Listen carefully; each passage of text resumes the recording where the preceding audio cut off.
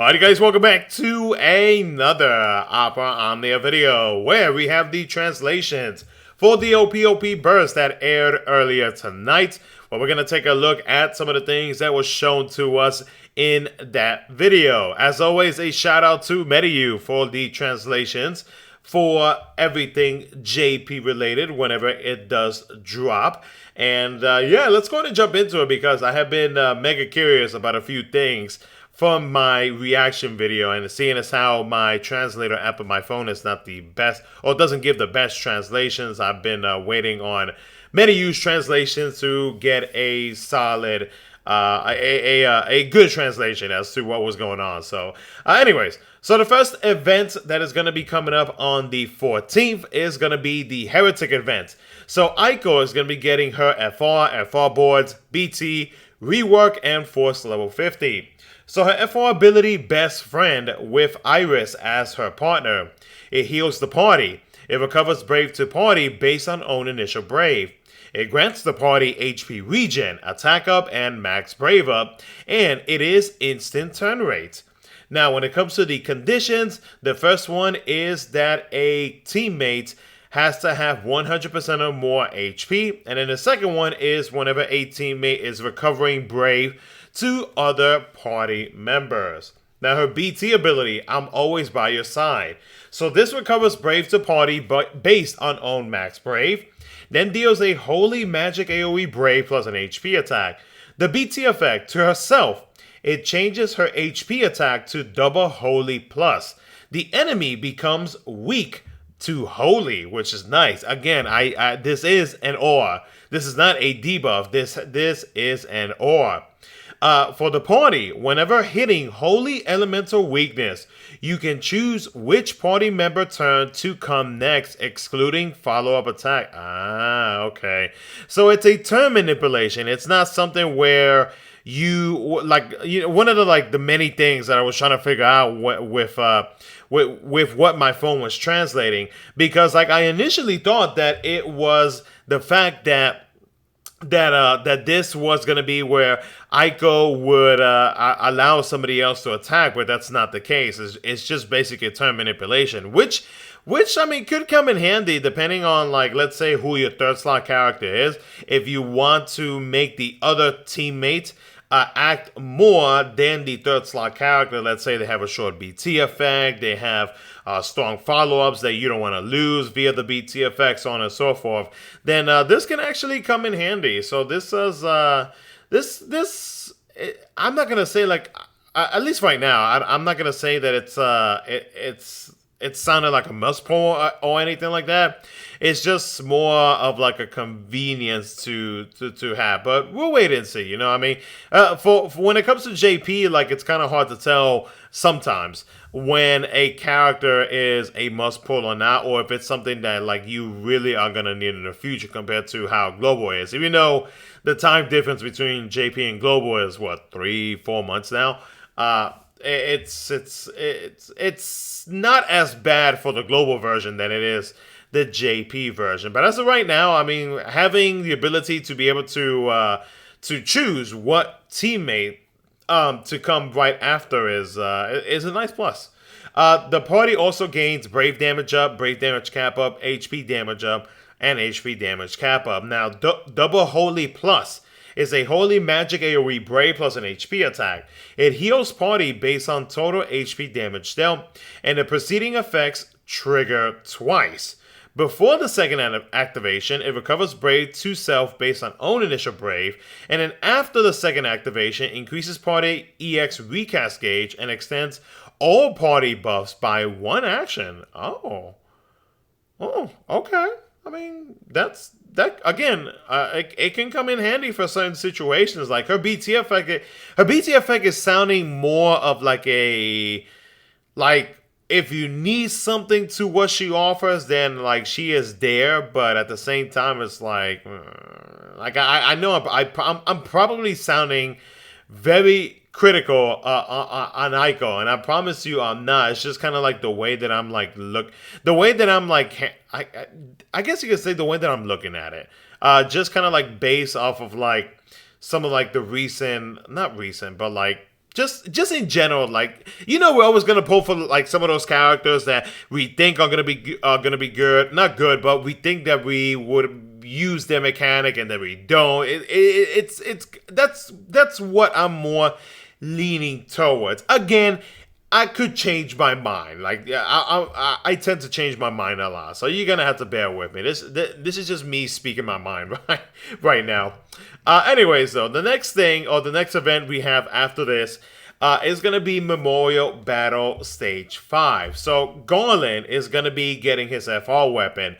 Hope is going to be getting his BT weapon. Both are going to be getting FR boards, a rework, and Force Level 50. Now, because this is the 5th Memorial Battle, it will be an original boss from Opera Omnia. Did not confirm if this will continue for every 5th Memorial Battle. And from what we saw in the Ope Ope video, looks like we're going to be going up against Shinryu instead of Benevelza, which most of us thought was going to be the fight because Hope is from Final Fantasy 13. So, yeah, we was wrong on that. Anyways, so Garland's FR ability, Spiritual Flare with Spiritus, of all characters, as his partner, is a melee AoE break plus an HP attack. It delays all enemies by 3 turns, and it grants the Self Soul of Conflict buff. Now, when it comes to the conditions, whenever a turn passes with a character having a stacked buff or overhead, it increases the HP damage bonus, and whenever a turn passes with an ally's turn coming after the current character turn, it increases the HP damage bonus. Now, the FR effect, after own HP attack or after getting broken, this applies to the enemy, they recover from their break status. The recovery from the break status becomes 3 turns, meaning that they are going to be able to easily get broken much faster than usual, unless you have like a special effect like Iris, Dorgon, Sephiroth, so on and so forth, making it easier for them to like somehow allow themselves to get broken much faster, like practically at an instant. But with this one, this effect basically just decreases the amount of turns that it takes for them to recover from their break status, making it easier for us to be able to break them.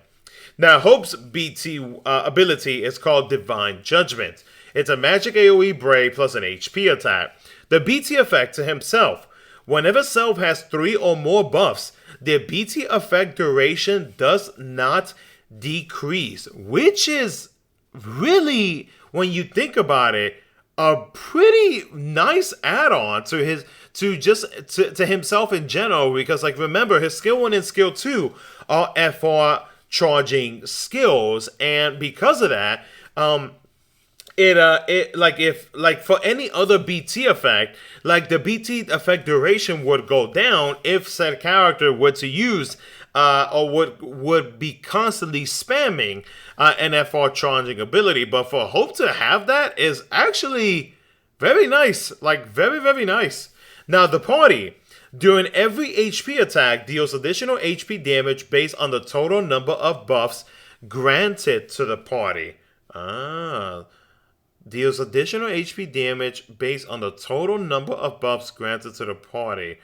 So I'm going to assume that this is going to be basically the more buffs granted, the higher that additional HP damage is going to be. So it's not just because Hope is able to provide buffs. But if we have other characters that provide buffs to their teammates, or maybe even to themselves, maybe it might also count for the character itself. But let's safely assume that it is going to be that you're going to have to grant it for everybody.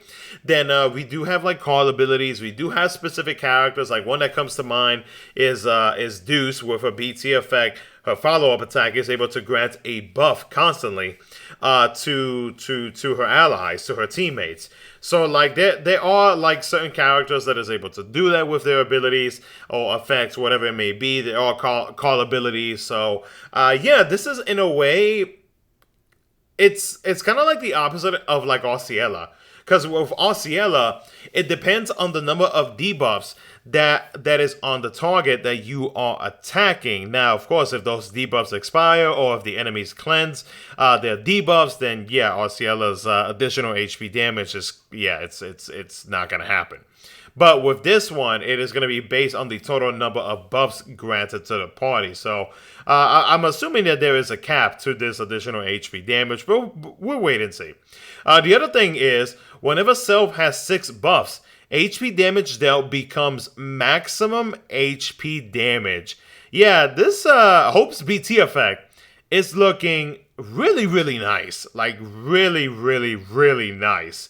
The other stuff that he provides is Brave gains up, Brave damage cap up, HP damage up, and HP damage cap up. But I believe that is actually everything that was mentioned. Yeah, that was everything that was mentioned in the Ope Ope video. But yeah, some very interesting stuff. I'm glad that we got the correct translations for Aiko's BT effect, because I honestly initially thought that it was going to allow another teammate to actually attack right after anybody is hitting for Holy Elemental Weakness. That definitely could have been a pretty broken BT effect, and it would make me curious as to how that would actually work, like what skills would the follow-up character deal, so on and so forth. But basically, now we know that it is a turn manipulation type